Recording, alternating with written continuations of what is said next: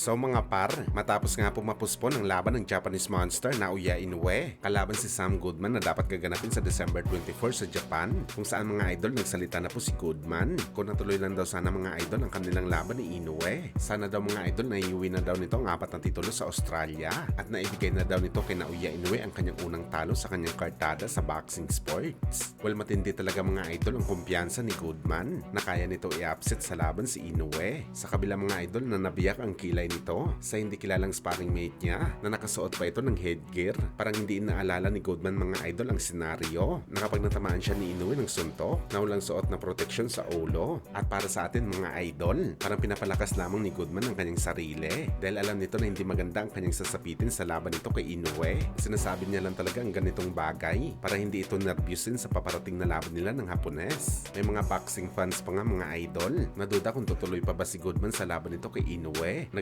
gaganapin sa January 24 dahil parehong alam ng lahat daw mga idol na hindi sapat ang isang buwan para kay Goodman na magpahinga para mahilom ang kanyang sugat sa kilay. Yeah, but they're gonna heal you and dies.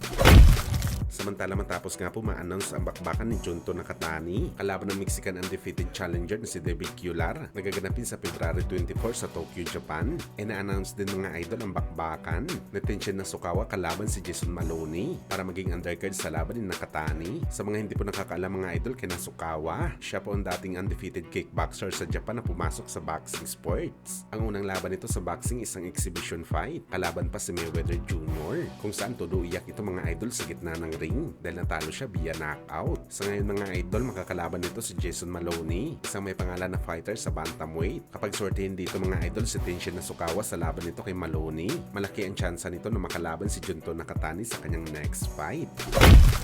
Sa kabilang banda naman mga idol, ang ating pambansang kamao Manny Pacquiao nagbigay ng payo sa mga boxer na nag-uumpisa gumawa ng pangalan sa boxing sports. Ano yan ni Boss Manny mga idol? Kung gusto mo daw maging magaling na boxer, ang pinakamagandang gawin mo daw mga idol ay mag-ensayo ka daw ng maigi. Sanayin mo daw ang katawan mo sa matinding training para pagdating sa laban easy na lang ang bakbakan. Lahat daw ng boxer mga idol may kakayahan na maging magaling sa bakbakan. Matinding pagsasanay lang daw mga idol ang kailangan para maging magaling. Sa training naman daw makukuha ng isang boxer ang kaalaman sa boxing, hindi naman daw sa aktwal na laban.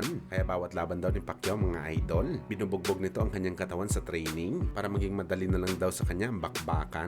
Subalit hindi daw magiging epekto ang matinding training kapag hindi daw sinamahan ng matinding disiplina sa sarili. Kaya maingat daw palagi si Pacman sa kanyang kinakain para ma-maintain nito palagi ang kanyang magandang kondisyon sa kanyang katawan.